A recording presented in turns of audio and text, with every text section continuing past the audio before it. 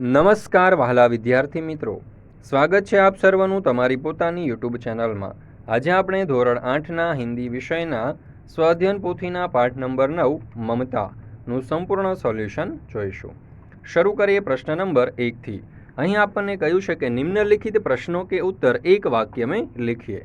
तो જોઈએ पहलो सवाल, चूड़ामणि कैसे मारा गया। उत्तर, जब डोलियों में महिलाओं के रूप में बैठकर शेर शाह के सैनिक रोहतास दुर्ग में प्रवेश करते हैं तब चूड़ामणि द्वारा विरोध करने पर उसका वध कर दिया जाता है। बीजो सवाल, ममता से आश्रय मांगने वाला कौन था। उत्तर, ममता से आश्रय मांगने वाला हुमायूं था। त्यार पछी जो त्रीजो सवाल, ममता की झोपड़ी में कौन आया। उत्तर, ममता की झोपड़ी में हुमायूं आया था। चौथो सवाल, हुमायूं ने क्या आदेश दिया। उत्तर, हुमायूं ने आदेश दिया कि उस स्त्री को मैं कुछ दे न सका, उसका घर बनवा देना क्योंकि मैंने विपत्ति में यहाँ विश्राम पाया है। पांचमों, अकबर ने अष्टकोण मंदिर क्यों बनवाया। उत्तर, अकबर के पिता हुमायूं ममता की झोपड़ी में रात भर रुके थे तो उनके आदेश अनुसार वहाँ पर अकबर ने अष्टकोण मंदिर बनवाया। त्यार पछी जो एक शब्द समूह के लिए एक शब्द लिखिए। भगवान के फाटक के पास का कमरा, तो जवाब आवशे प्रकोष्ठ। हरी हरी घास का समूह, तो तृणगुल्म। त्रीजू, शिकारियों के भय से मृगों के छिपने का वह वन जिसमें पर्याप्त मृग हो, तो जवाब आवशे मृगदाव। त्यार पछी प्रश्न नंबर 2, निम्नलिखित प्रश्नों के उत्तर लिखिए। पहलो सवाल, ममता को प्रत्येक लड़ने वाले सैनिक से नफरत क्यों थी। उत्तर, विधर्मी शेर शाह के आतताई सैनिकों ने ममता के पिता का वध किया था। उसी घटना के कारण ममता को प्रत्येक लड़ने वाले सैनिक से नफरत थी। बीजो सवाल, किस बात से पता चलता है कि ममता सबके सुख दुख की सहभागिनी थी। उत्तर, गांव की 2-3 स्त्रियां वृद्धा और झरझर शरीर वाली ममता की सेवा कर रही थी। इससे पता चलता है कि ममता गांव वालों के सुख दुख की सहभागिनी थी। त्यार पछी आपणे जोईए त्रीजू, शहंशाह हुमायूं के आदेश का किस प्रकार पालन हुआ, वह सही था या गलत, अपने विचारों में स्पष्ट कीजिए। उत्तर, शहंशाह हुमायूं ने मुसीबत में ममता की झोपड़ी में आश्रय लिया था, इसलिए उसकी जगह पक्का घर बनवा देने का आदेश दिया था। हुमायूं के बाद उसका बेटा अकबर शहंशाह बना। उसने उस झोपड़ी की जगह एक अष्टकोणीय मंदिर बनवाया। उस गगनचुंबी विशाल मंदिर में एक शिलालेख पर उसके निर्माता शहंशाह अकबर और अपने पिता हुमायूं का नाम अंकित था। ममता का कहीं नाम तक नहीं था। मैं यह पिता का स्मारक बनवाकर अकबर ने सारा श्रेय खुद लेना चाहा। दया की जिस देवी ममता ने उसके पिता को शरण दी थी उसकी अकबर ने जरा भी परवाह नहीं की। यह सरासर गलत था। मेरे विचार से इस तरह उसने ममता के प्रति अन्याय किया। त्यार पछी चौथो सवाल, कहानी के अंतिम वाक्य को हटाकर कहानी का अंत अपने अनुसार लिखिए। तो જોઈએ उत्तर, वहाँ एक अष्टकोण मंदिर बना और उस पर शिलालेख लगाया गया। यह वह स्थल है जहाँ किसी समय ममता नामक एक दयालु स्त्री की झोपड़ी थी। विपत्ति के समय उस महिला ने शहंशाह हुमायूं को एक रात उस झोपड़ी में आश्रय दिया था। हुमायूं के पुत्र अकबर ने अपने पिता को आश्रय देने वाली दया की उस देवी ममता की स्मृति में यह मंदिर बनवाया। त्यार पछी प्रश्न नंबर 3, परिच्छेद को पढ़कर पूछे गए प्रश्नों के सही विकल्प चुनकर सही का निशान कीजिए। तो અહીં આપણને એક ફકરો આપવામાં આવેલો છે જેને ધ્યાનપૂર્વક તમારે વાંચવાનો છે અને વંચાઈ ગયા પછી નીચે આપણને કેટલાક પ્રશ્નો અને તેના વિકલ્પો આપેલા છે જે આપણે સોલ્વ કરવાનો પ્રયત્ન કરીએ। પહેલો સવાલ, जीवन का प्रमुख आधार क्या है। तो અહીં જવાબ આવશે પાણી। बीजो सवाल, पानी का मुख्य स्रोत है, तो जवाब आवशे बरसात। त्रीजू, पानी का उपयोग कहाँ नहीं होता, तो जवाब आवशे बैलगाड़ी में। चौथुं, मरुभूमि का अर्थ क्या होता है, तो जवाब आवशे रेगिस्तान। पांचमूं, प्रस्तुत परिच्छेद का उचित शीर्षक कौन सा है, तो जवाब आवशे जल ही जीवन।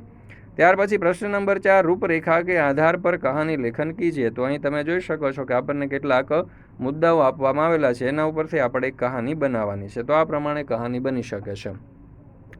एक बार 2 राजाओं के बीच युद्ध छिड़ गया। उनमें से एक राजा पराजित हो गया। वह जंगल की ओर भाग गया। उसने एक गुफा में शरण ली। विजयी राजा ने उसका पीछा करके सैनिक भेजे। वह उसे जान से मार डालना चाहता था।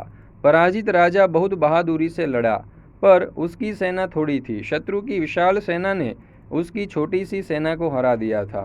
मजबूर होकर अपनी जान बचाने के लिए उसे जंगल से भागना पड़ा। वह बहुत दुखी हो गया और हिम्मत हार बैठा। एक दिन उदास होकर राजा गुफा में लेटा हुआ था। तभी उसका ध्यान एक छोटी सी मकड़ी की ओर गया। वह गुफा की छत के एक कोने में झाला बुनने का प्रयत्न कर रही थी। वह सरपट दीवार पर चढ़ती, बीच में झाले का कोई धागा टूटता और वह जमीन पर आ गिरती। बार बार यही होता होता रहा। मकड़ी हिम्मत नहीं हारी, वह बार बार प्रयास करती रही। आखिरकार झाला बुनते बुनते वह छत तक पहुंचने में सफल हो गई। उसने पूरा झाला बुनकर तैयार कर दिया। राजा ने सोचा, यह रंगने वाली नन्ही सी मकड़ी बार बार असफल होती रही, लेकिन इसने प्रयास करना नहीं छोड़ा। मैं तो राजा हूँ, फिर मैं प्रयास करना क्यों छोड़ दूँ? मुझे फिर से प्रयत्न करना चाहिए।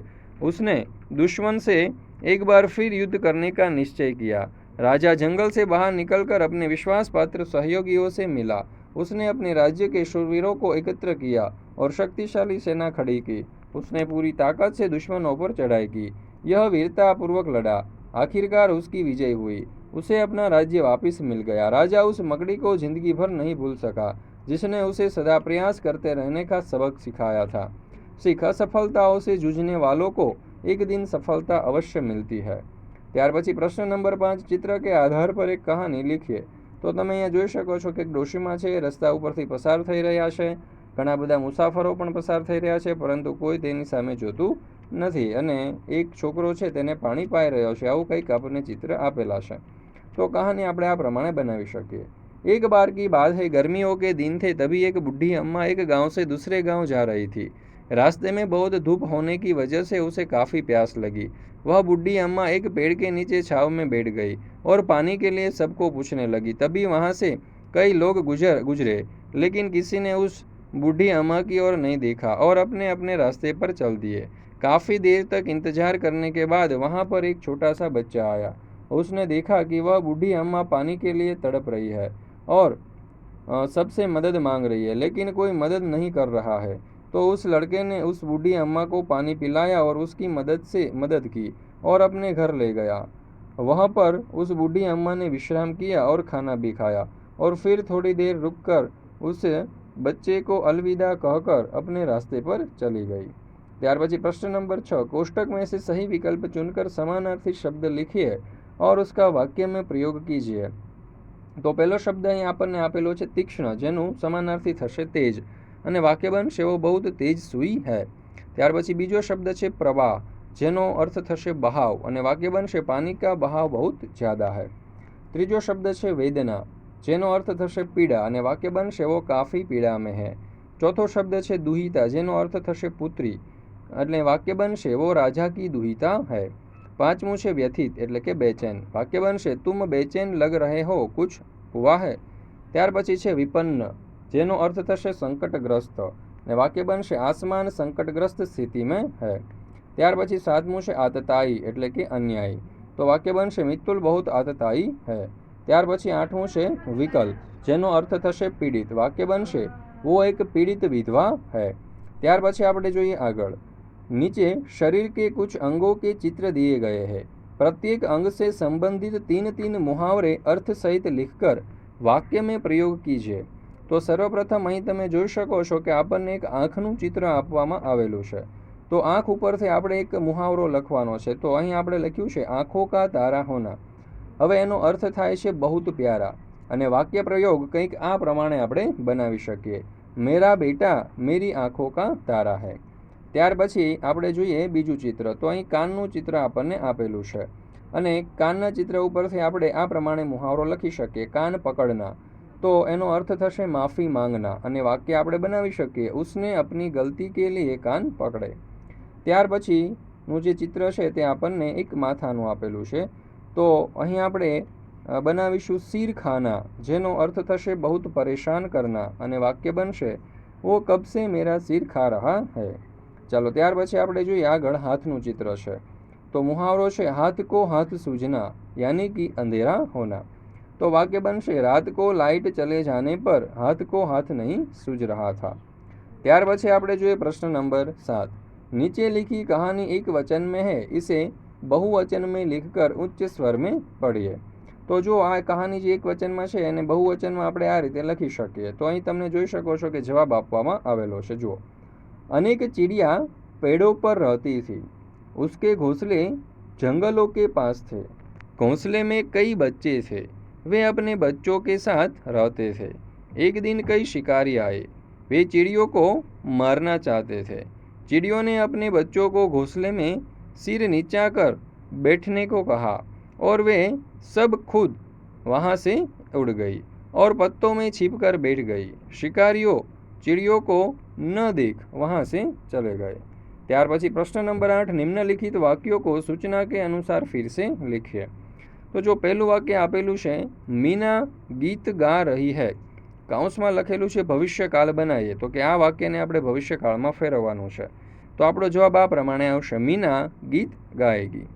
ત્યાર પછી બીજું, અશોક અહેમદાબાદ ગયા था, તો આ વાક્યને આપણે વર્તમાન કાળમાં ફેરવવાનું છે। તો જવાબ આવશે, અશોક અહેમદાબાદ जा रहा है।